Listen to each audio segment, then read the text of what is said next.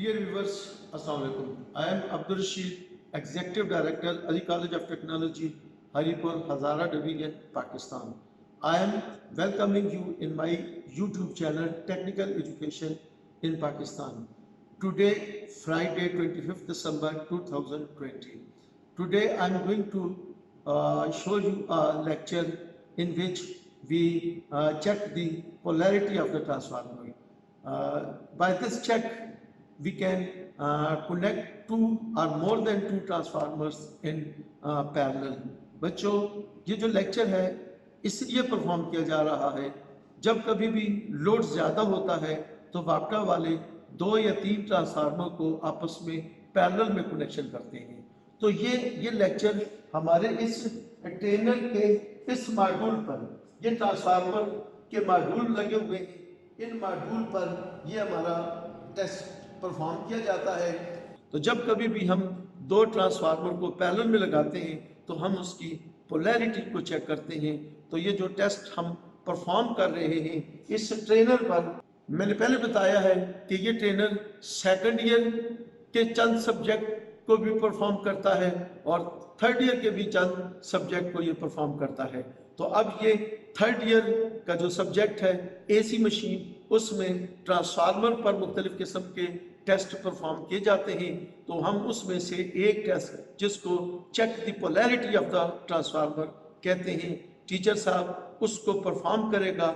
आप उसको गौर से सुनेंगे, अपनी रफ कापियों पर नोट करेंगे, उसके बाद फिर अपनी असल प्रैक्टिकल कापियों पर भी नोट करेंगे, ताकि जब प्रैक्टिकल का एग्जाम लेने के लिए एक्सटर्नल एग्जामिनर आएगा तो इन प्रैक्टिकल को देखकर वो आपको मार्क्स अता करेगा। तो आखिर में इस दुआ के साथ कि अल्लाह ताला आपके लिए ये प्रैक्टिकल आसान फरमाए। Wish you for best of. मेरा नाम मोहम्मद सलीम है। आज हम जिस सब्जेक्ट के मुताल्लिक लेक्चर रिकॉर्ड करना चाहते हैं वो इलेक्ट्रिकल थर्ड ईयर का एक अहम सब्जेक्ट है जिसको हम एसी मशीन का नाम देते हैं। तो आज एसी मशीन 1 जिसका कोड है ET316, इसका एक प्रैक्टिकल है जो इस बुक के chapter number 1 single phase transformer के मुताबिक है। इस प्रैक्टिकल का नाम determination of polarity of a single phase transformer, यानी एक ट्रांसफार्मर की पोलैरिटी को या ट्रांसफार्मर की कुतुबियत को या ट्रांसफार्मर की सिमत को, ट्रांसफार्मर में से गुजरने वाले करंट की सिमत को मालूम करना। तो इस प्रैक्टिकल को परफॉर्म करने से पहले हम इस प्रैक्टिकल के मुताल्लिका जो थ्योरी है उसको समझना चाहते हैं कि हम एक ट्रांसफार्मर की जो कुतुबियत है, जो पोलैरिटी है, उसको क्यों मालूम करते हैं और उस पोलैरिटी से मतलब क्या होता है। तो हम यहाँ पर एक सिंगल फेज ट्रांसफार्मर बनाते हैं। सिंगल फेज ट्रांसफार्मर के अंदर एक प्राइमरी वाइंडिंग होती है और उसके साथ साथ एक सेकेंडरी वाइंडिंग होती है। अगर हमने ये ट्रांसफार्मर स्टेप डाउन बनाया है तो इसमें प्राइमरी वाइंडिंग के वोल्टेज ज़्यादा होते हैं और सेकेंडरी वाइंडिंग के वोल्टेज कम होते हैं। अब यहाँ पर जिस ट्रांसफार्मर को हम समझना चाहते हैं, फर्ज करें कि इसकी प्राइमरी वाइंडिंग पर हम 220 वोल्ट AC देते हैं, जबकि इसकी सेकेंडरी वाइंडिंग से हम 100 वोल्ट फर्ज करें AC हासिल करते हैं। अब इस ट्रांसफार्मर की सेकेंडरी वाइंडिंग से चूंकि हम 100 वोल्ट हासिल कर रहे हैं, इसलिए इस ट्रांसफार्मर को हम कहते हैं कि ये स्टेप डाउन ट्रांसफार्मर है। अब इस ट्रांसफार्मर की कुतुबियत को मालूम करना, इससे क्या मतलब है। तो ये बात याद रखें कि जब भी एक सिंगल फेज ट्रांसफार्मर की कुतुबियत को मालूम करने की बात होगी तो उसका मतलब ये होगा कि उस ट्रांसफार्मर की सेकेंडरी वाइंडिंग में से गुजरने वाले करंट की सिमत है, यानी किसी लम्हे पर इस वाइंडिंग का ये सिरा प्लस होता है तो उस लम्हे पर इस वाइंडिंग का ये सिरा मनफी होगा, और फिर अगले लम्हे पर ये सिरा प्लस हो जाएगा जबकि ये सिरा मनफी हो जाएगा। अब इस चीज़ को भी हमें यहाँ पर समझना चाहिए कि ये जो एसी बिजली होती है या अल्टरनेटिंग करंट जिसको हम कहते हैं, तो अल्टरनेटिंग करंट अपनी मिकदार को और अपनी सिमत को तब्दील करता है।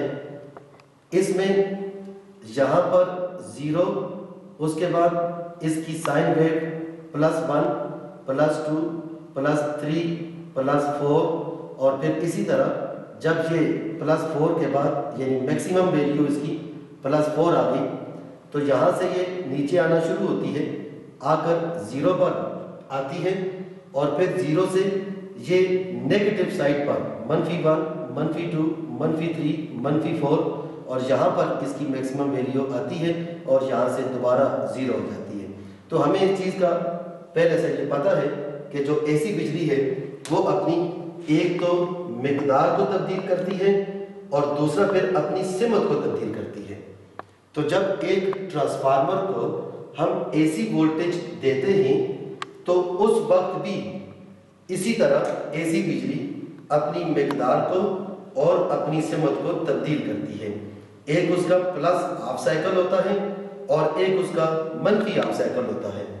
हम ये अल्टरनेटिंग करंट की बात कर रहे हैं, एसी बिजली की बात कर रहे हैं जिस पर ट्रांसफार्मर काम करता है। अब इस ट्रांसफार्मर की प्राइमरी वाइंडिंग अगर एक लम्हे पर करंट ये वाला हाफ साइकिल प्लस साइन है और उसी लम्हे पर ये नेगेटिव साइन होगा, यानी करंट की डायरेक्शन हम कहेंगे कि ये करंट की डायरेक्शन है, लेकिन जो ही उसका दूसरा नेगेटिव हाफ साइकिल आएगा तो उस वक्त ये मनफी प्लस बन जाएगा और ये प्लस जो है वो मनफी बन जाएगा, यानी हर लम्हे पर करंट की जो सिमत है वो तब्दील हो रही है। पहले करंट नेगेटिव से पॉजिटिव से नेगेटिव की तरफ चलता है और फिर करंट नेगेटिव से पॉजिटिव की तरफ चल रहा है, यानी अपनी सिमत को तब्दील करता है।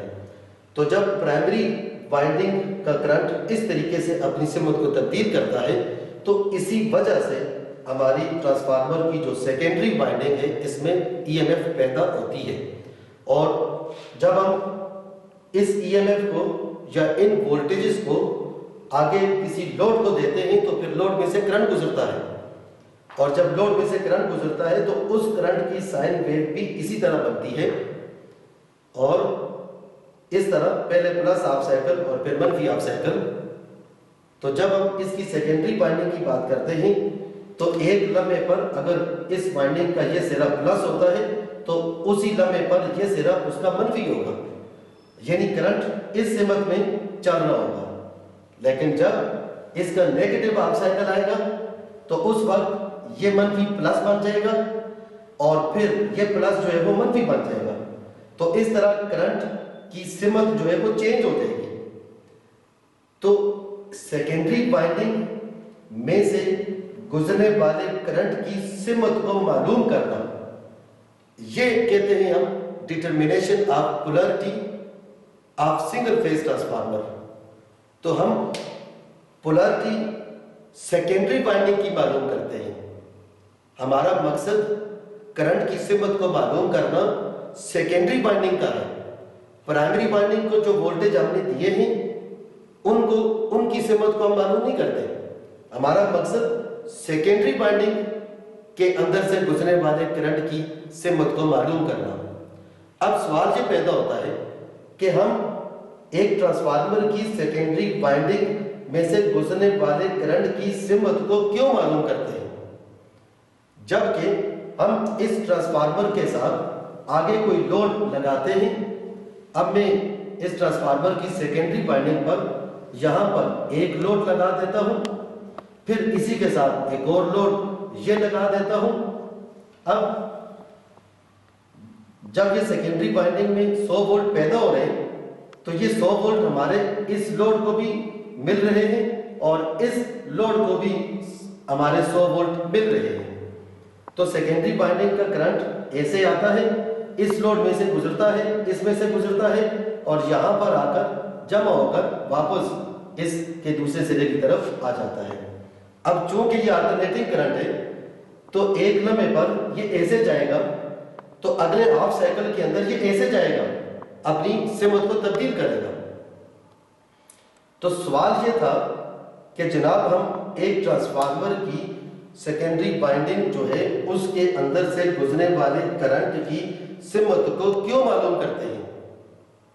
तो उसका जवाब यह है कि जब हमने एक ट्रांसफार्मर इन दो लोड्स के लिहाज से बनाया है कि हम सिर्फ इतना लोड इसकी सेकेंडरी पर डाल सकते हैं, अगर इस लोड से ज्यादा लोड हमने इसकी सेकेंडरी पर डाला तो उस ज्यादा करंट की वजह से हमारी सेकेंडरी वाइंडिंग जल जाएगी। तो अब जरूरत इस बात की होगी कि हम एक दूसरा ट्रांसफार्मर लें, बिल्कुल इसी तरह का दूसरा ट्रांसफार्मर लें, उस ट्रांसफार्मर को इस ट्रांसफार्मर के साथ मतवाजी में जोड़ें, उसको पैरेलल में जोड़ने के बाद फिर हम मजीद लोड इन दोनों ट्रांसफार्मर की सेकेंडरी वाइंडिंग पर लगाने के काबिल होंगे और उस वक्त जब दूसरा ट्रांसफार्मर इस ट्रांसफार्मर की साथ पैरेलल में जुड़ जाएगा तो कुछ लोड का करंट एक वाइंडिंग में से गुजरेगा और कुछ लोड का करंट दूसरी वाइंडिंग में से गुजरेगा। यानी कि हमारे पास ये ऑप्शन है कि हम एक ट्रांसफार्मर की बजाय दो ट्रांसफार्मर्स को या तीन ट्रांसफार्मर्स को आपस में मतवाजी में जोड़कर, पैरेलल में जोड़कर हम उस ट्रांसफार्मर की करंट रेटिंग को बढ़ा सकते हैं। यानी उस ट्रांसफार्मर बैंक, यानी कि जब दो या दो से ज्यादा ट्रांसफार्मर्स को हम मतवाजी में जोड़ते हैं तो वो ट्रांसफार्मर का एक बैंक बन जाता है।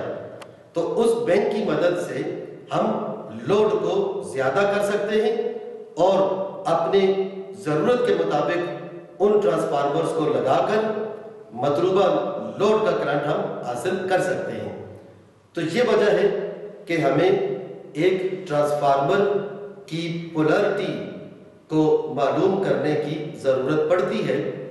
जब हम एक नया ट्रांसफार्मर पहले से लगे हुए ट्रांसफार्मर के साथ मतवाजी में जोड़ना चाहते हैं तो हमें उस ट्रांसफार्मर की पोलैरिटी का भी पता होना चाहिए और पहले जो ट्रांसफार्मर चल रहा है उसकी पोलैरिटी का भी पता होना चाहिए, ताकि हम एक जैसे सिरों को आपस में मिला सकें और मिलाने के बाद उसको अपने लोड के साथ जोड़ सकें। अगर हम अपोजिट पोलैरिटी में जोड़ेंगे तो फिर वो ट्रांसफार्मर मुतवाजी में काम करने के काबिल नहीं होंगे। इसलिए दो ट्रांसफार्मर्स को आपस में पैरेलल में जोड़ने के लिए ट्रांसफार्मर्स की पोलैरिटी को मालूम करना जरूरी होता है। यह मकसद है इस प्रैक्टिकल को परफॉर्म करने का कि हम दो या दो से ज्यादा ट्रांसफार्मर्स को आपस में मुतवाजी में जोड़ सकें। इसलिए हमने ये आज का प्रैक्टिकल परफॉर्म करना है, determination of polarity of a single phase transformer. अब जब हम इस प्रैक्टिकल को आगे चलाते हुए ये समझना चाहते हैं कि हमारे पास दो ट्रांसफार्मर हैं, हम उन दो ट्रांसफार्मर्स को किस तरीके से आपस में मुतवाजी में जोड़ने के काबिल होंगे। तो यहाँ पर अब हम दो ट्रांसफार्मर बनाते हैं।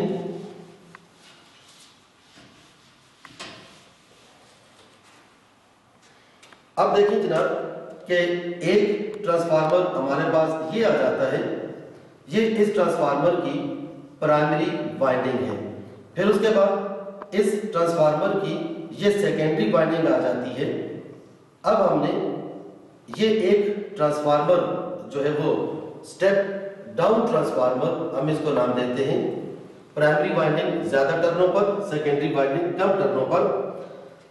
प्राइमरी वाइंडिंग पर हम वोल्टेज देते हैं और सेकेंडरी वाइंडिंग से हम वोल्टेज हासिल करते हैं। अब यहाँ पर हम एक दूसरा ट्रांसफार्मर बनाना चाहते हैं। इसी तरह का जितनी टर्नें हमने प्राइमरी वाइंडिंग के अंदर इस ट्रांसफार्मर की रखी थी, उतनी ही टर्नें इस ट्रांसफार्मर की भी होंगी, यानी दोनों ट्रांसफार्मर बिल्कुल टर्नों के लिहाज से एक जैसे होंगे, तो तभी हम उनको आपस में मुतवाजी में लगाने के काबिल होंगे। तो अब यहाँ पर इस ट्रांसफार्मर की ये सेकेंडरी वाइंडिंग आ गई। अब इस पहले ट्रांसफार्मर का जो प्राइमरी वाइंडिंग है उसका मैं कहता हूं कि ये पहला सिरा है और ये दूसरा सिरा है। सेकेंडरी वाइंडिंग का ये पहला सिरा है और ये दूसरा सिरा है। इसी तरह इस ट्रांसफार्मर की प्राइमरी वाइंडिंग का ये पहला सिरा और ये दूसरा, इसी तरह इसकी सेकेंडरी वाइंडिंग का ये पहला सिरा और ये दूसरा सिरा।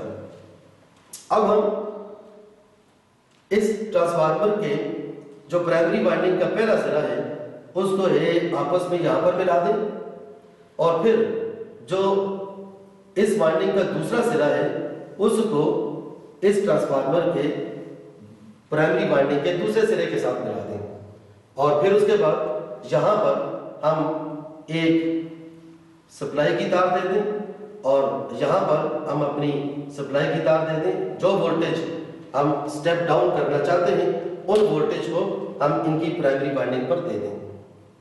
उसके बाद जब हम सेकेंडरी वाइंडिंग की बात करते हैं तो इसका ये पहला सिरा है, इसको इसके पहले सिरे के साथ लगा दें, और इसी तरह इसका ये जो दूसरा सिरा है इसको दूसरे सिरे के साथ लगा दें, और फिर जो पहला सिरा हमने जोड़ा है वहां से एक तार निकालें, और जो दूसरा सिरा हमने जोड़ा है वहां से भी एक दूसरी तार निकालें, और फिर यहाँ से हम अपने लोड को सप्लाई देना शुरू कर दें। यानी यहाँ पर हम एक लोड लगा देते हैं ये, और उसके बाद ये भी एक लोड लगा देते हैं ये।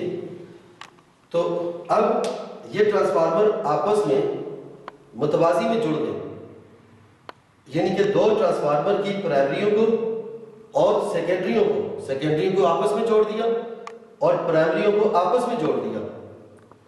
अब हमने चूंकि इस ट्रांसफार्मर की सेकेंडरी वाइंडिंग के इस सिरे को कहा कि ये पहला सिरा है, और इस ट्रांसफार्मर की इस सिरे को कहा कि इसका ये पहला सिरा है। अब हमें ये कैसे पता चला कि ये ट्रांसफार्मरों का पहला सिरा है? हम उन ट्रांसफार्मर के सिरों पर कोई लिखा हुआ नहीं होगा कि ये उसका पहला सिरा है तो ये इस ट्रांसफार्मर का पहला सिरा है, इसी तरह ये उसका दूसरा सिरा है तो ये इस ट्रांसफार्मर का दूसरा सिरा है।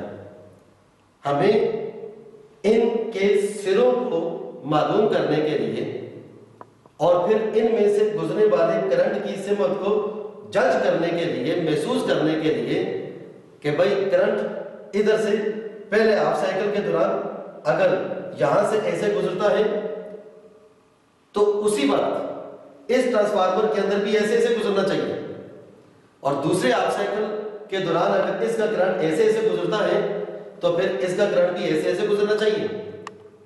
तो इस चीज का ताल्लुक जो है वो ट्रांसफार्मर के अंदर वाइंडिंग जो की गई है उस वाइंडिंग की सिमत पर है कि क्या दोनों ट्रांसफार्मर की जो सेकेंडरी वाइंडिंग है वो ऐसे क्लॉकवाइज की गई है या एंटी क्लॉकवाइज की गई है। अगर एक ट्रांसफार्मर की सेकेंडरी वाइंडिंग ऐसे क्लॉकवाइज की गई है तो दूसरे ट्रांसफार्मर की जो सेकेंडरी वाइंडिंग है वो ऐसे उसकी टर्नें एंटी क्लॉकवाइज दी हुई है, तो फिर इनकी पोलैरिटी आपस में अपोजिट हो जाएगी, और फिर उस वक्त हम ये नहीं कह सकते कि इस ट्रांसफार्मर का ये पहला है तो उस ट्रांसफार्मर का भी ये पहला होगा, तो उस वक्त उसका वो पहला बन जाएगा। अगर तो एक जैसी होगी तो फिर इसका पहला है तो इसका भी इस तरफ का ये पहला हो जाएगा। यानी कि ये आपको बताने का जो मकसद है वो ट्रांसफार्मर की पोलैरिटी को मालूम करना क्यों जरूरी है, ताकि हम उन ट्रांसफार्मर्स को आपस में मुतवाजी में जोड़ सकें। और जब तक हमें उन ट्रांसफार्मर के सिरों का पता चलेगा तो तब हम उन ट्रांसफार्मर के एक तरफ वाले सिरों को आपस में जोड़ सकेंगे और दूसरी तरफ के सिरों को आपस में जोड़ सकेंगे। तो सबसे पहले मैंने आपको एक ट्रांसफार्मर बनाकर पोलैरिटी मालूम करने का मकसद बताया और फिर उसी मकसद को मजीद बढ़ाते हुए दो ट्रांसफार्मर को पैरेलल में चलाने का प्रोसीजर बताया कि हम इस तरह दो ट्रांसफार्मर को पैरेलल में लगाते हैं और हमें जब तक पता नहीं चलेगा कि इस ट्रांसफार्मर की पोलैरिटी कौन सी है या उस ट्रांसफार्मर की पोलैरिटी कौन सी है, तो हम दोनों ट्रांसफार्मर्स को आपस में मतवाजी में नहीं जोड़ सकते। इसलिए हमें अब ट्रांसफार्मर्स की पोलैरिटी को मालूम करने का तरीका आना चाहिए और अब हम अपने उस प्रैक्टिकल की तरफ चलते हैं जो हम ट्रांसफार्मर की पोलैरिटी को मालूम करना चाहते हैं।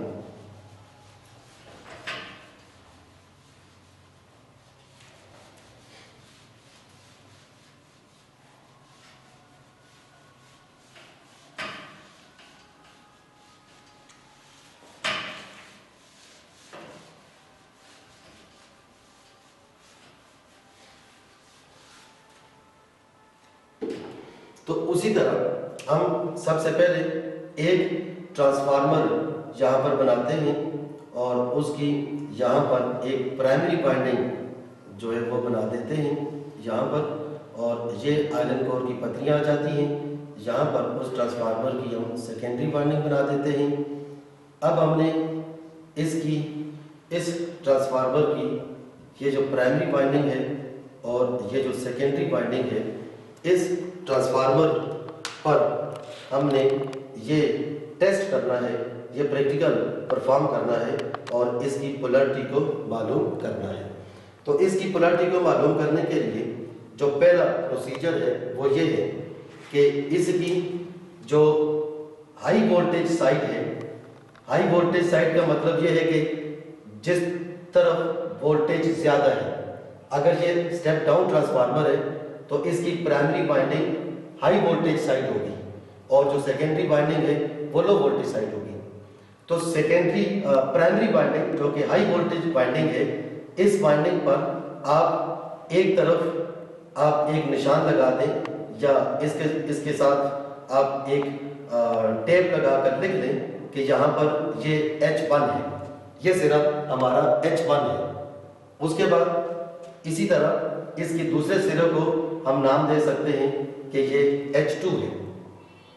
उसके बाद इसकी जो सेकेंडरी वाइंडिंग है, इस सेकेंडरी वाइंडिंग पर हम ये लिख सकते हैं कि ये X1 है। इसको हमने कोई भी नाम देना है और इसी तरह यहाँ पर हम लिख सकते हैं कि ये जो सिरा है ये इसका X2 है। अब हमने चूंकि प्राइमरी वाइंडिंग को वोल्टेज देंगे तो ये वाइंडिंग एनर्जाइज होगी, ये वाइंडिंग एक्साइट होगी। इस वाइंडिंग के अंदर तभी करंट गुजरेगा और मकनातीसी मैदान इसमें पैदा होगा। तो उस मकनातीसी मैदान की वजह से सेकेंडरी वाइंडिंग में ईएमएफ पैदा होगी। तो जो वोल्टेज हम इस प्राइमरी वाइंडिंग को देना चाहते हैं, तो उन वोल्टेज की मिकदार को मालूम करने के लिए हम यहाँ पर एक वोल्ट मीटर लगाते हैं। जो वोल्टेज हम प्राइमरी वाइंडिंग को देना चाहते हैं, उन वोल्टेज की पैमाइश करने के लिए यहाँ पर हमने एक वोल्ट मीटर लगा दिया और फिर इस वाइंडिंग को जो वोल्टेज दे रहे हैं वो ये आगे, ये एक लाइन वोल्टेज आगे लाइन की तार लगा दी और यहाँ पर हमने एक न्यूट्रल की तार लगा दी। अब देखें कि इस ट्रांसफार्मर की प्राइमरी वाइंडिंग को हमने वोल्टेज दिए ताकि इसमें मकनातीसी मैदान पैदा हो और उन वोल्टेज की पैमाइश करने के लिए यहाँ पर हमने एक वोल्ट मीटर लगा दिया। अब हम जब इस वाइंडिंग को वोल्टेज देंगे, इसके अंदर मकनातीसी मैदान पैदा होगा और उसका मकनातीसी मैदान इसके साथ जब लिंक करेगा तो सेकेंडरी वाइंडिंग में भी वोल्टेज को पैदा करवाएगा। अब जो सेकेंडरी वाइंडिंग में वोल्टेज पैदा होंगे तो यहाँ पर भी हम एक वोल्ट मीटर लगा देते हैं और जो वोल्ट मीटर क्या करेगा कि सेकेंडरी वाइंडिंग में पैदा होने वाले वोल्टेज की पैमाइश करेगा। ये दो काम हमारे दोनों वाइंडिंग के साथ हो गए। अब हमने चूंकि पोलैरिटी को मालूम करना है, इसलिए हम यहाँ पर इसका H2 प्राइमरी वाइंडिंग का और X2 सेकेंडरी वाइंडिंग का। इन दोनों के दरमियान में हम एक तीसरा वोल्ट मीटर लगा देते हैं। ये हमारे पास वोल्ट मीटर 3 आ जाएगा। इसको हम V1 का नाम दे देते हैं, इसको हम V2 का नाम दे देते हैं। तो यहाँ पर हमने 3 वोल्ट मीटर इस्तेमाल कर लिए। अब एक काम हमने इस टेस्ट के दौरान और करना है कि इसमें जो प्राइमरी वाइंडिंग का H1 वाला सिरा है और सेकेंडरी वाइंडिंग का X1 वाला सिरा है, इन दोनों सिरों को हमने यहाँ से शॉर्ट कर देना है। ये दोनों सिरों को हमने यहाँ से शॉर्ट कर दिया, यानी कि प्राइमरी वाइंडिंग का H1 और सेकेंडरी वाइंडिंग का X1, इन दोनों को हमने यहाँ से शॉर्ट कर दिया। और फिर हमने यहाँ पर जब इसको वोल्टेज देंगे तो ये वोल्ट मीटर हमें प्राइमरी वाइंडिंग के वोल्टेज को बताएगा, और जब इसमें वोल्टेज पैदा होंगे तो ये वोल्ट मीटर सेकेंडरी वाइंडिंग के वोल्टेज को बताएगा। और ये जो वोल्ट मीटर है या तो इस वाइंडिंग के वोल्टेज और इस वाइंडिंग के वोल्टेज को जमा करके बताएगा, या फिर ज्यादा वोल्टेज में से कम वोल्टेज को मंफी करके ये बताएगा। ये दो बातें मैं फिर रिपीट करता हूं कि ये जो वोल्ट मीटर होगा ये या तो इस वाइंडिंग के वोल्टेज और इस वाइंडिंग के वोल्टेज को जमा करके बताएगा, या फिर ये वोल्ट मीटर ज्यादा वाइंडिंग वाले वोल्टेज में से कम वोल्टेज को मंफी करके बताएगा। तो अगर ये वोल्ट मीटर ज्यादा वाइंडिंग में से, ज्यादा वाइंडिंग वाले वोल्टेज में से कम वाइंडिंग वाले वोल्टेज को मंफी करके बताता है, तो उस सूरत में हम कहेंगे कि ये ट्रांसफार्मर सबट्रैक्टिव पोलैरिटी का हामिल है। सबट्रैक्टिव पोलैरिटी,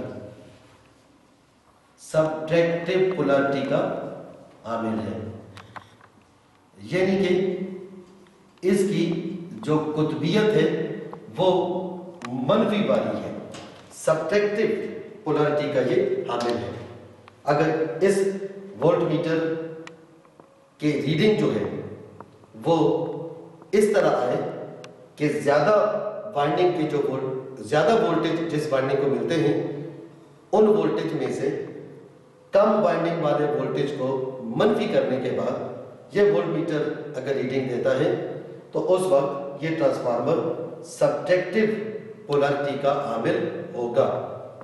और अगर ये ट्रांसफार्मर इस वाइंडिंग और इस वाइंडिंग के वोल्टेज को जमा करके रीडिंग देता है V3, तीसरा वोल्ट मीटर, तो उस सूरत में हम कहेंगे कि इस ट्रांसफार्मर की जो पोलैरिटी है वो एडिटिव पोलैरिटी है, यानी कि उसकी जो कुतबियत है वो जमा की हामिल है। Additive polarity.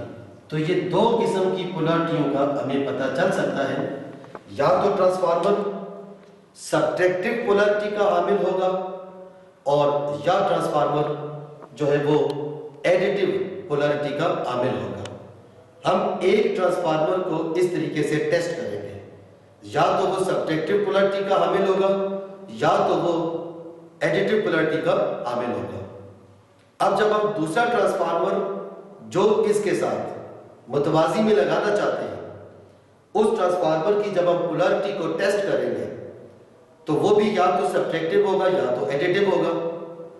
अगर सबट्रैक्टिव पोलैरिटी की सूरत में जो मार्किंग हमने इस ट्रांसफार्मर पर की है, अगर फर्ज करें कि ये ट्रांसफार्मर हमारे पास सबट्रैक्टिव पोलैरिटी का आता है तो इसमें इस सिरे को हमने H1 का नाम दिया है और इसको H2 का नाम दिया है और इसको X1 का नाम दिया है और इसको X2 का नाम दिया है, और इस ट्रांसफार्मर की जो पोलैरिटी है वो सबट्रैक्टिव आती है।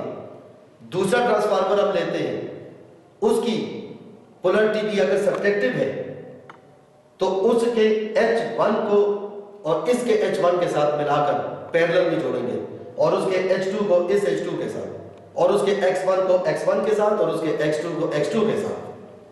यानी ये मार्किंग करना, इसके ऊपर लिखना, ये एक मेयार है, स्टैंडर्ड है, जिसकी वजह से हमें ये पता चल सकता है कि इस ट्रांसफार्मर का ये सिरा और दूसरे ट्रांसफार्मर का ये सिरा एक जैसे हैं, इनको हम आपस में मिला सकते हैं। तो अब हम सबसे पहले इस डायग्राम के मुताबिक अपने प्रैक्टिकल को परफॉर्म करते हैं और फिर ये चेक करते हैं कि क्या हमारा ट्रांसफार्मर सब्ट्रैक्टिव पोलरिटी का है या एडिटिव पोलरिटी का है। तो आपने इस डायग्राम को अपने पास नोट करना होगा कॉपी पर। अब हम अपने 3 phase and single phase power supply की तरफ आते हैं और अपने इस इलेक्ट्रिकल कंट्रोल ट्रेनर की तरफ आते हैं, जिसमें हमने अपने इस प्रैक्टिकल को परफॉर्म करना है। तो सबसे पहले मैं यहाँ पर इसके सर्किट ब्रेकर को ऑन करता हूँ। ये पावर सप्लाई हमारी ऑन होगी। इसमें हमने इससे पहले जो प्रैक्टिकल किए हैं उनमें हम इसका तारुफ कर चुके हैं। ये देखें, ये एक वेरिएबल नाब है। जब हम इसको क्लॉकवाइज घुमाते हैं तो यहाँ पर वोल्टेज की रीडिंग पढ़ना शुरू हो जाती है और इन वोल्टेज को रीड करने के लिए ये वोल्ट मीटर है और यहाँ पर ये 2 पोर्ट्स हैं जहाँ से हम सिंगल फेज सप्लाई हासिल कर सकते हैं और उन वोल्टेज को ये मीटर शो करता है और यहाँ से हासिल होने वाले वोल्टेज को ये मीटर शो करता है। तो हम अब दोबारा 0 पर ले आते हैं। हम अपने उस ट्रांसफार्मर को देखते हैं जिस ट्रांसफार्मर पर हम पोलरिटी टेस्ट करना चाहते हैं। तो ये हमारे पास एक मॉड्यूल है, सिंगल फेज ट्रांसफार्मर का मॉड्यूल है और ये स्टेप डाउन ट्रांसफार्मर है। इसकी ये प्राइमरी वाइंडिंग है। इस प्राइमरी वाइंडिंग पर हम ज़्यादा से ज़्यादा 127 वोल्ट दे सकते हैं और इसकी ये सेकेंडरी वाइंडिंग है, इससे हम 50 वोल्ट हासिल कर सकते हैं। तो ये हमारा एक स्टेप डाउन ट्रांसफार्मर है। हम इसके ऊपर पोलरिटी टेस्ट करना चाहते हैं। तो यहाँ पर अब हम इसके कनेक्शन करेंगे। देखें, यहाँ से मैं अपने सिंगल फेज वोल्टेज की एक तार लगाकर इस ट्रांसफार्मर की जो प्राइमरी वाइंडिंग है उसके एक पॉइंट पर लगा देता हूँ। उसके बाद इसके न्यूट्रल तार यहाँ से लेकर मैं यहाँ पर इसके दूसरे सिरे पर लगा देता हूँ। अब इस ट्रांसफार्मर की जो प्राइमरी वाइंडिंग है उसको वोल्टेज मिलना शुरू हो गए। जो ही हम वोल्टेज को ज़्यादा करेंगे तो जितने वोल्टेज उस वाइंडिंग को हम देना चाहेंगे तो वो वोल्टेज ये वोल्ट मीटर रीड करेगा। अब हम इस वाइंडिंग को 12.9 वोल्ट इस वक्त इसकी प्राइमरी वाइंडिंग को दे रहे हैं, लेकिन सेकेंडरी वाइंडिंग के साथ हमने वोल्ट मीटर नहीं लगाया, इसलिए हमें सेकेंडरी वाइंडिंग के वोल्टेज का पता नहीं चला। तो हम अपने वोल्टेज को दोबारा 0 करते हैं और फिर इसकी जो सेकेंडरी वाइंडिंग है उसके वोल्टेज हासिल करते हैं। यहाँ पर ये देखें, ये वोल्ट मीटर हमने इस्तेमाल कर लिया। उसके बाद इसकी जो सेकेंडरी वाइंडिंग का दूसरा टर्मिनल है, यहाँ से हमने ये वोल्ट मीटर के दूसरे टर्मिनल पर लगा दिया। अब जब हम प्राइमरी वाइंडिंग को वोल्टेज देना शुरू करेंगे तो सेकेंडरी वाइंडिंग के अंदर भी वोल्टेज पैदा होंगे और उन वोल्टेज को हमारा ये जो पहला वोल्ट मीटर है ये शो करेगा। तो मैं यहाँ से वोल्टेज को ज़्यादा करता हूँ। अब देखें कि मैं यहाँ से 10 वोल्ट इसको देना चाहता हूँ। ये 10.3 वोल्ट प्राइमरी वाइंडिंग को मिल रहे हैं, जबकि इसकी सेकेंडरी वाइंडिंग पर इस वक्त 4.3 वोल्ट पैदा होते हैं। तो मैं फिर दोबारा अपनी इस मीटर की तरफ आऊँगा जो प्राइमरी वाइंडिंग के वोल्टेज को ज़ाहिर करता है। 10.3 वोल्ट इसकी इन तारों के जरिए इस ट्रांसफार्मर की प्राइमरी वाइंडिंग को मिल रहे हैं और इसकी सेकेंडरी वाइंडिंग में जो वोल्टेज पैदा हो रहे हैं वो वोल्टेज यहाँ पर इस वोल्ट मीटर को मिल रहे हैं और ये शो कर रहा है 4.3 वोल्ट। अब मैं वोल्टेज को दोबारा 0 कर देता हूँ और अपने इस प्रैक्टिकल के लिए अगली वायरिंग को मुकम्मल करता हूँ। तो जिस तरह हमने इसकी डायग्राम के अंदर जो बात समझी है उसमें हम यहाँ पर मार्किंग भी कर लेते हैं। इस ट्रांसफार्मर का चूँकि प्राइमरी वाइंडिंग है और 127 वोल्ट है और सेकेंडरी पर 50 वोल्ट है, इसलिए हम इसको हाई वोल्टेज वाइंडिंग का नाम देंगे और इस वाइंडिंग को लो वोल्टेज वाइंडिंग का नाम देंगे। इसके इस सिरे को मैं कह देता हूँ कि ये H1 है और इस सिरे को कह देता हूँ कि ये H2 है। इसी तरह मैं इस वाइंडिंग के इस सिरे को कह देता हूँ कि ये X1 है और इस सिरे को कह देता हूँ कि ये X2 है। तो अब अपने प्रैक्टिकल की डायग्राम के मुताबिक यहाँ पर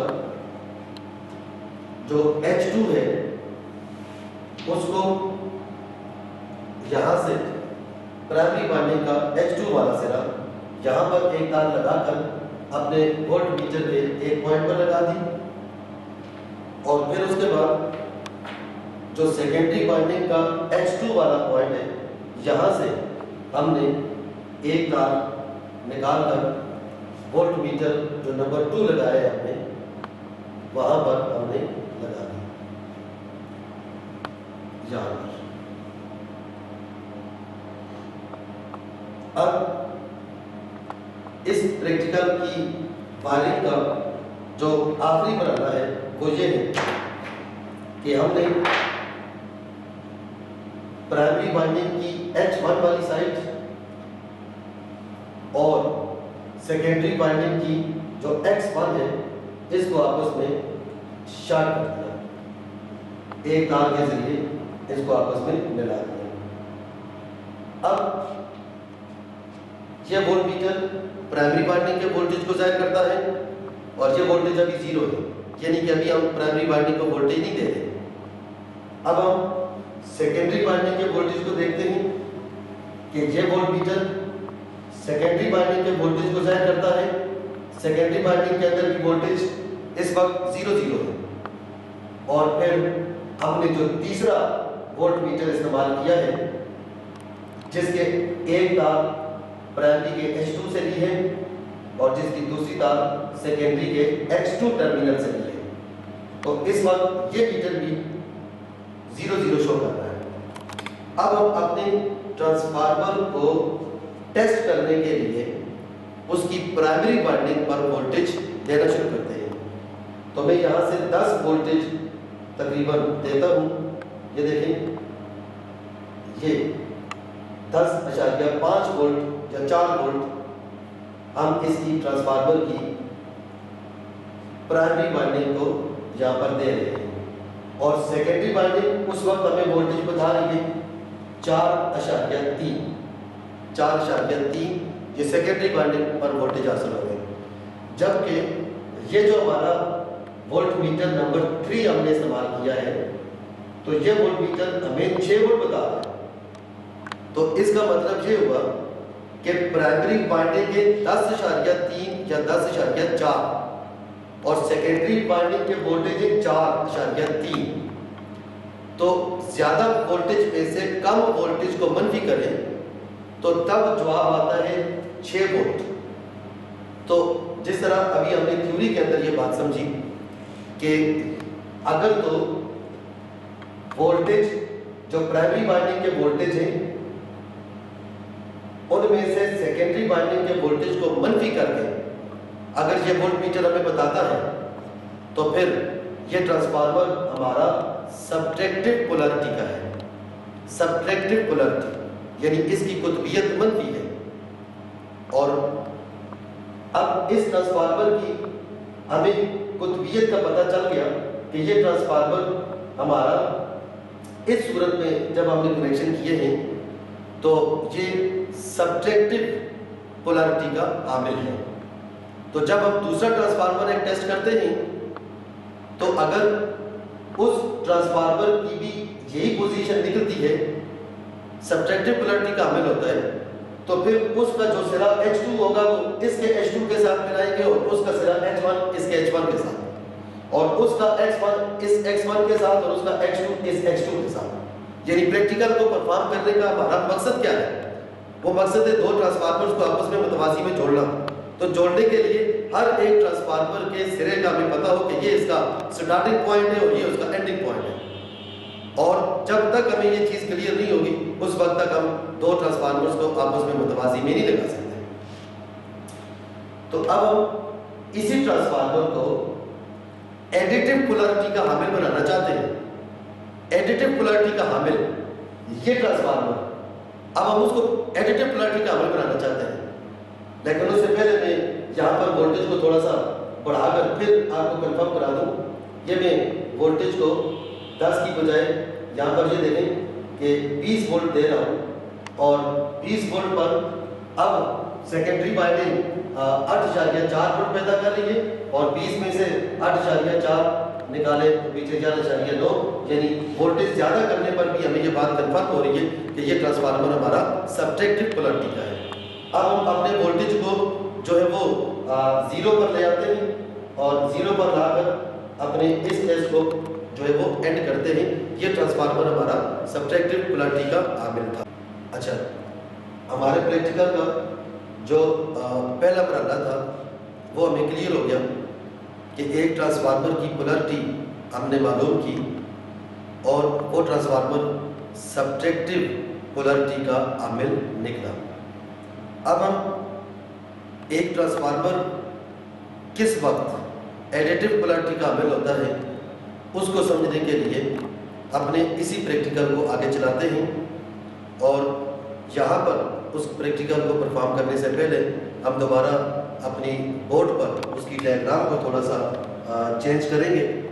और देखें कि ये जो डायग्राम है इसमें ये प्राइमरी वाइंडिंग, उसका ये H1 साइड, और ये उसका सिरा H2, और ये हाई वोल्टेज साइड है इस ट्रांसफार्मर की, चूँकि ये स्टेप डाउन ट्रांसफार्मर है। तो सेकेंडरी वाइंडिंग का ये X1 और ये X2। तो हमने पहले केस में इसके H1 को और X1 को आपस में शॉर्ट किया था, और H2 और X2 के दरमियान एक वोल्ट मीटर लगाया था, और इस वोल्ट मीटर ने हमें ये कंफर्म कराया कि ये ट्रांसफार्मर सब्ट्रैक्टिव पोलैरिटी यानी मनफी कुतुबियत का ये ट्रांसफार्मर है।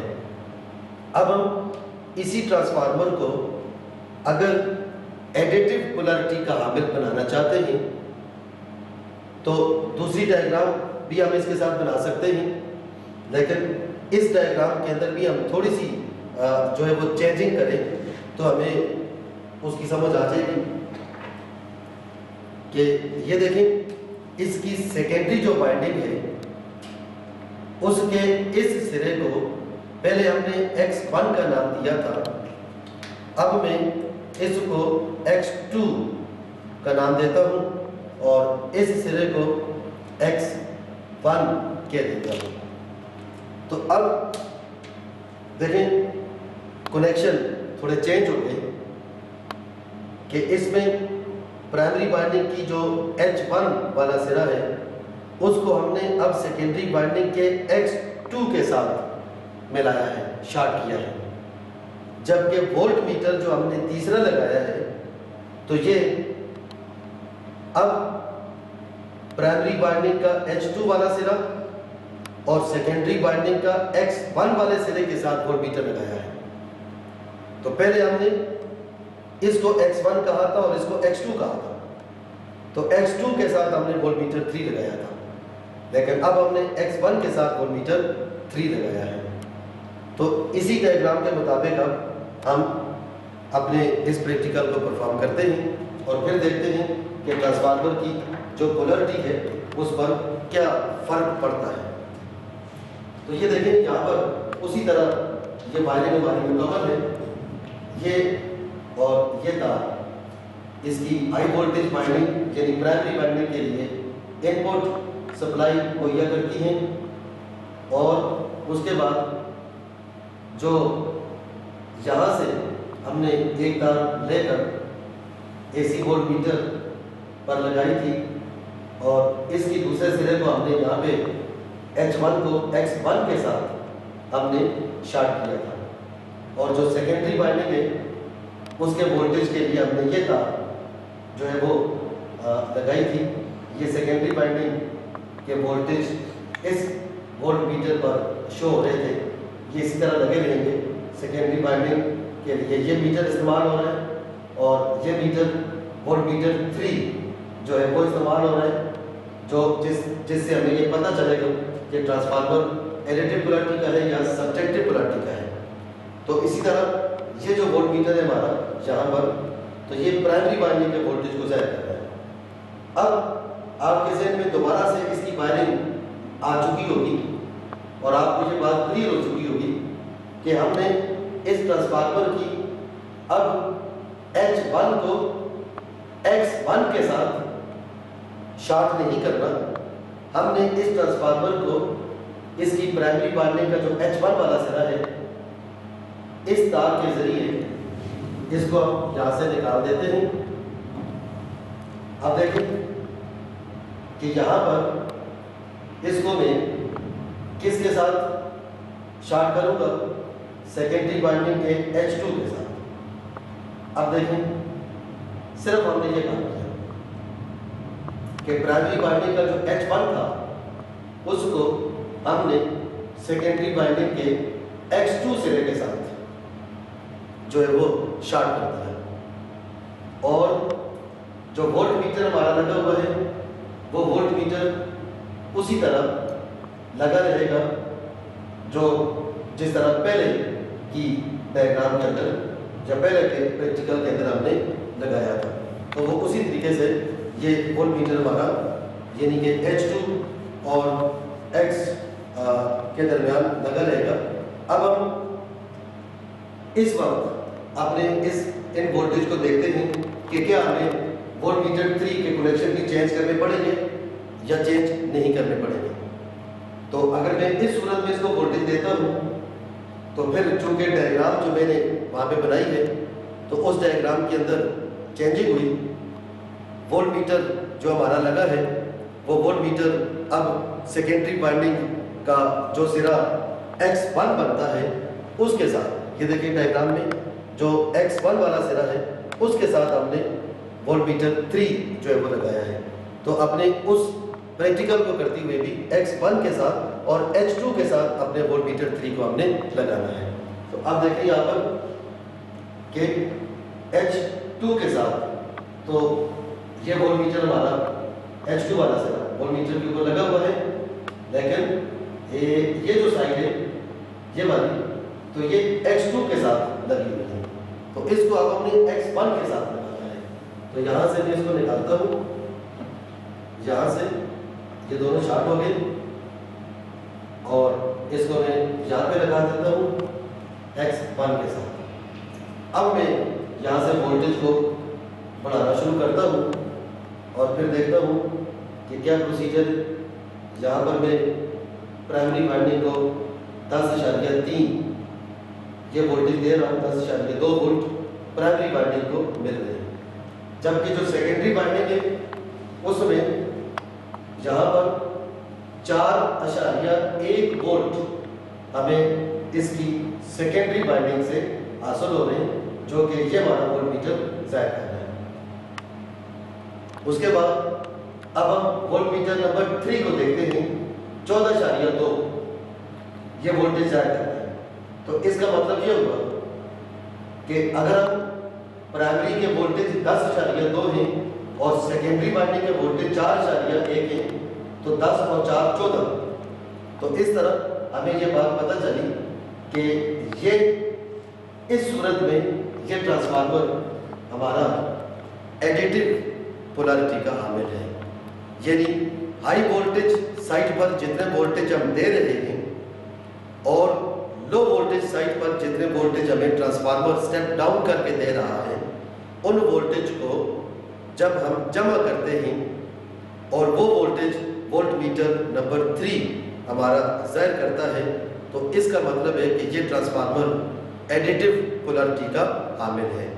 तो अगर हम कोई दूसरा ट्रांसफार्मर लेते हैं, उसकी पोलैरिटी को भी टेस्ट करते हैं, और अगर उसकी पोलैरिटी एडिटिव पोलैरिटी मिलती है, तो फिर उसके जो सिरे हमने मार्क किए हैं, उन मार्क किए हुए सिरों को इन सिरों के हिसाब से इनके साथ उनको मिलाएंगे, और तब दो ट्रांसफार्मर आपस में मुतवाज़ी में जुड़ेंगे। तो हमें इस प्रैक्टिकल से ये बात कंफर्म हो जाती है कि हम जब भी दो ट्रांसफार्मर्स को आपस में मुतवाज़ी में लगाकर काम कराना चाहते हैं, तो उस सूरत में हमें दोनों ट्रांसफार्मर्स की पोलैरिटी का इल्म होना चाहिए, और उस पोलैरिटी की वजह से जब हमें एक ट्रांसफार्मर के H1 का पता चलेगा और H2 का पता चलेगा, तो इसी तरह दूसरे ट्रांसफार्मर के H1 और H2 का पता चलेगा, तो तब उस ट्रांसफार्मर के H1 को इस ट्रांसफार्मर के H1 के साथ मिलाएंगे, और उस ट्रांसफार्मर के H2 को इस ट्रांसफार्मर के H2 के साथ मिलाएंगे, और फिर ये दोनों सिरे जब मिल गए, यानी ये प्राइमरी वाइंडिंग होगी दोनों ट्रांसफार्मर्स की, तो इस प्राइमरी वाइंडिंग पर हम अपने वोल्टेज देना शुरू कर देंगे, और सेकेंडरी वाइंडिंग में अगर ये X1 है और ये X2 है, तो दूसरे ट्रांसफार्मर का भी जो इस पोजीशन में यानी एडिटिव पोलैरिटी की सूरत में जो सिरा X1 होगा, उसके X1 को इसके X1 के साथ मिलाएंगे, और उसका जो X2 होगा उसको इस ट्रांसफार्मर के X2 के साथ मिलाएंगे, यानी इन दोनों ट्रांसफार्मर्स की जो सेकेंडरी वाइंडिंग है ये आपस में मुतवाज़ी में जुड़ जाएगी, और फिर वहां से हम अपने लोड को सप्लाई देंगे, तो उस लोड का कुछ करंट एक ट्रांसफार्मर की सेकेंडरी में से गुजरेगा, और कुछ करंट दूसरे ट्रांसफार्मर की सेकेंडरी में से गुजरेगा। इस तरह हम अपने ट्रांसफार्मर की करंट रेटिंग को बढ़ा सकते हैं जब हम दो ट्रांसफार्मर्स को आपस में मुतवाज़ी में लगाकर इस्तेमाल करते हैं।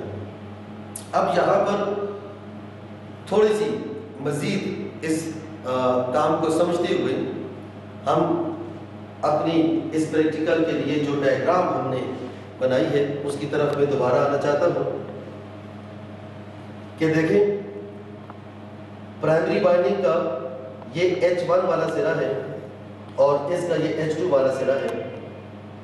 जब हम इसको AC वोल्टेज देते हैं तो पहले हाफ साइकिल में ये प्लस बनता है तो ये मनफी, और दूसरे हाफ साइकिल में ये मनफी बन जाता है तो ये प्लस बन जाता है। इसी तरह पहले हाफ साइकिल में ये प्लस बनता है तो ये मनफी, तो दूसरे हाफ साइकिल में ये मनफी बनता है और ये प्लस बन जाता है।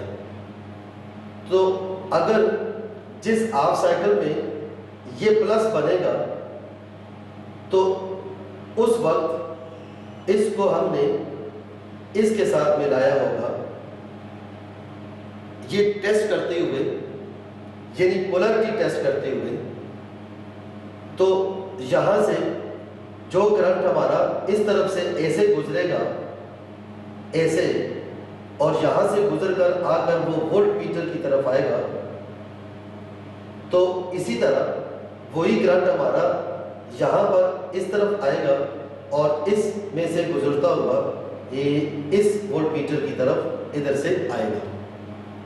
तो अगर ये ट्रांसफार्मर एडिटिव पोलैरिटी का हामिल होगा तो उस वक्त इन दोनों वाइंडिंग के जो वोल्टेज हैं तो वो जमा करके ये मीटर शो करेगा,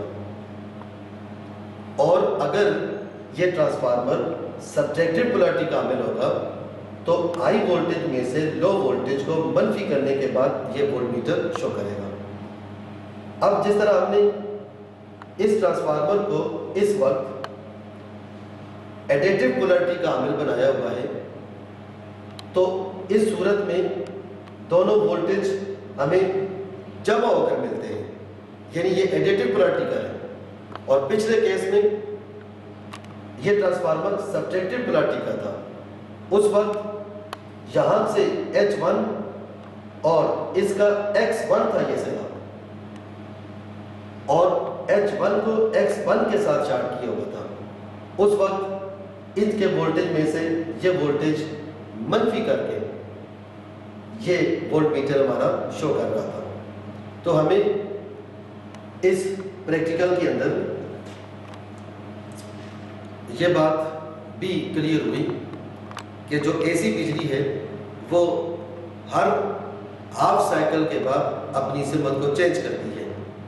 तो जब वो अपनी सिमत चेंज करती है तो ट्रांसफार्मर की जो वाइंडिंग्स हैं, उन वाइंडिंग्स को अगर हमने क्लॉकवाइज किया हुआ है या एंटी क्लॉकवाइज किया हुआ है, तो क्लॉकवाइज की सूरत में अगर वो सब्ट्रैक्टिव पोलैरिटी का हामिल है, और एंटी क्लॉकवाइज की सूरत में भी अगर वो सब्ट्रैक्टिव पोलैरिटी का हामिल है, तो अगर एक वाइंडिंग हमने क्लॉकवाइज की है तो दूसरी वाइंडिंग एंटी क्लॉकवाइज की है, तो फिर उस सूरत में वो एडिटिव पोलैरिटी का हामिल होगा। यानी दोनों वाइंडिंग्स के अंदर ये फर्क होने की वजह से, यानी क्लॉकवाइज वाइंडिंग है या एंटी क्लॉकवाइज, उसकी टर्नें दी हुई हैं। तो इस वजह से एक ट्रांसफार्मर या तो सब्ट्रैक्टिव पोलैरिटी का होता है या तो एडिटिव पोलैरिटी का होता है। तो अब हमें नहीं पता होता कि एक कंपनी ने ट्रांसफार्मर बनाया है तो वो एडिटिव पोलैरिटी का किस वक्त होगा कि हम उसका कौन से सिरे को पहला कहेंगे और कौन सा सिरा दूसरा, और उसकी टर्नें क्लॉकवाइज होगी या एंटी क्लॉकवाइज, या वो एडिटिव पोलैरिटी का है या वो सब्ट्रैक्टिव पोलैरिटी का है। लेकिन जब भी हम दो ट्रांसफार्मर्स को आपस में पैरेलल में जोड़ेंगे तो जोड़ने से पहले हम उन ट्रांसफार्मर्स की पोलैरिटी को लाजमी चेक करेंगे और उनके सिरों को आइडेंटिफाई करेंगे कि ये एक ट्रांसफार्मर का ये सिरा है तो उसी के साथ दूसरे ट्रांसफार्मर का ये सिरा सेम है, और इन दो सिरों को हम आपस में मिलाएं, तब हमारा ट्रांसफार्मर मुतवाजी में जुड़ेगा। तो ये हमारा आज का प्रैक्टिकल था, determination of polarity of a single phase transformer.